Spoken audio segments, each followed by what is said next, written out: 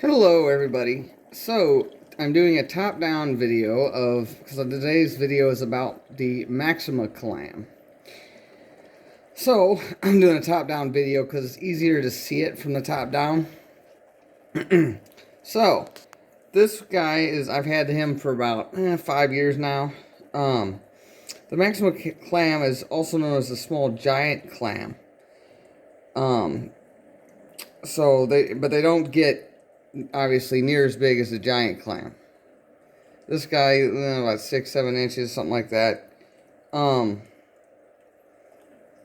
one of the most popular, clams in the aquarium trade. Are also fairly difficult, as far as clams go, compared to, let's say, the Durasa clam, and stuff like that. So they're a little bit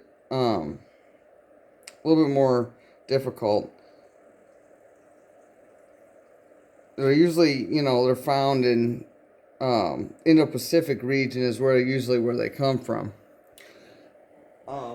With my clam, let's see, I got him about 4 or 5 years ago.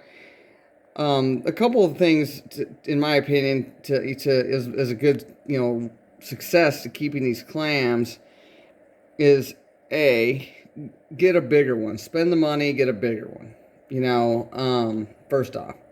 When you buy the little 2-inch little guys, the little tiny guys, a lot of people are tempted to do that. They're a lot cheaper that way. However, they're very difficult, and they need a constant stream of phytoplankton to keep them alive. So, that's the first thing. Second thing is, when you go to the dealer, I would recommend buying them at a local fish store if possible.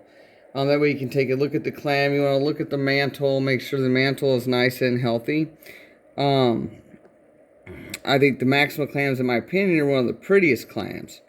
They react to stuff swimming over them and stuff like that.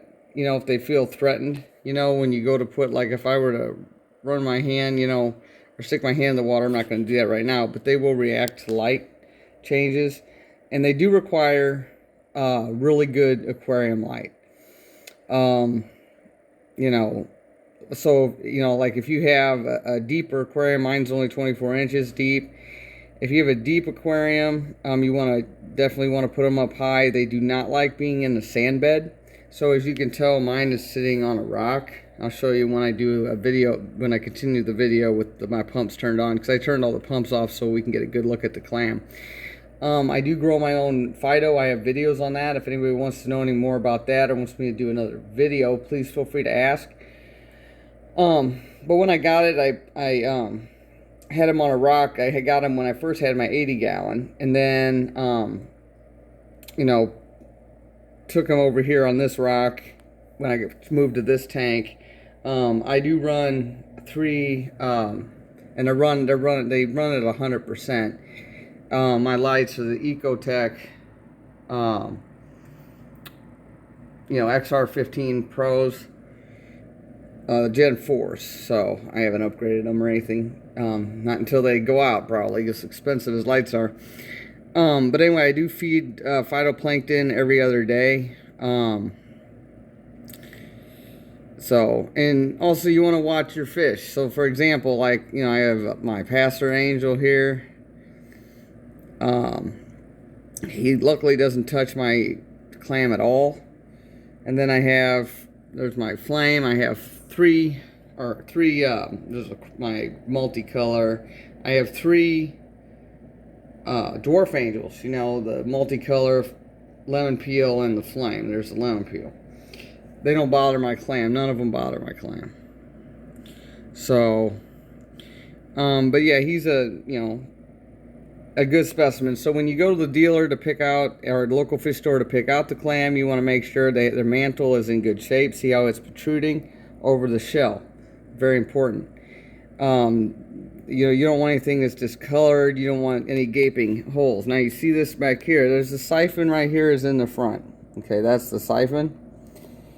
Okay, and then right there, it's kind of hard to see because he's like, it's kind of, but anyway, that's, that hole there, you don't want that, like, gaping wide open, you know, to where like the whole, you know, where the whole clam looks like it's, you know, missing flesh and everything. You want it to be nice and full and colorful. And a good test, like now, he, you know, this one's acclimated. He will close, you know, kind of start to close a little bit if something swims over the top of him. But like at the fish store, while they're still acclimating at the fish store, and one way I like what I did is wave your hand over the top, you know, block some of the light, and if the clam closes up, good and healthy. They need to be reactive, and that's what clams do. You know, they clam up, you know, when something is wrong. But you'll need to but this guy, again, I feed phytoplankton. I feed probably 16 ounces of phytoplankton every other day. So that's very important. So I'm going to go ahead and finish the video from the front of the tank, and I'm going to turn the pumps back on. So bear with me one moment. Okay, so I just turned the pumps back on for now. So here's what he looks like from the, you know, standing in front of my tank right here.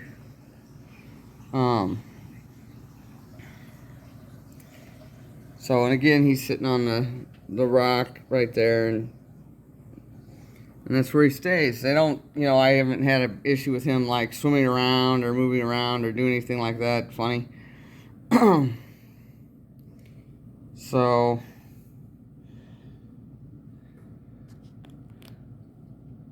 that's about it as far as clams go. Again, it's, you know, important to find a healthy one at the, you know, fish store. So yeah, it's important to find a good healthy one at the fish store, and everything. So I'll do, while I'm up here, I guess it doesn't hurt to do a top down video. You hardly ever do a top down video in the tank. So there's my anemone rock, clams,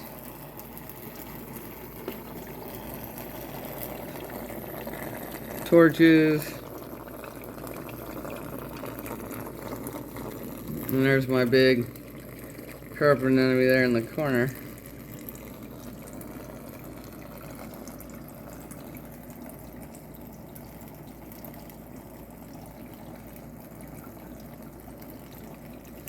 So anyway, that is about it for the Maxima clam. I mean, you know, and you know, of course, do your research in other clams as well. I mean, the Duresa, they're not as pretty, but they're definitely they're hardier. But they do get a lot bigger. They can grow up to 2 feet in length. So keep that in mind if you want to try a Duresa. They usually, those kind of sit in the sand. There's like squamosas, you know, different kinds of clams you can get. I really like the Maxima clam for its color. That's why I chose this one. I really like the blue. Someday I might get a second one. You know, they make like, you know, they come in like light turquoise, you know, colors. But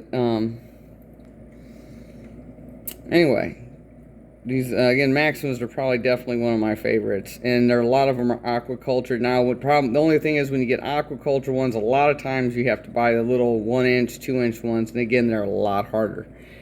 Not saying they're impossible, but a lot harder. So anyway, hope you guys enjoyed my video. Appreciate everybody watching. I'll do another one in a little bit. Thank you again for watching, guys, and happy reefing. Any questions, let me know. Any requests for videos, I'm happy to do anything you all want. Thanks again. If you like my video, like it, subscribe, send it to friends. Thanks for all your support, guys.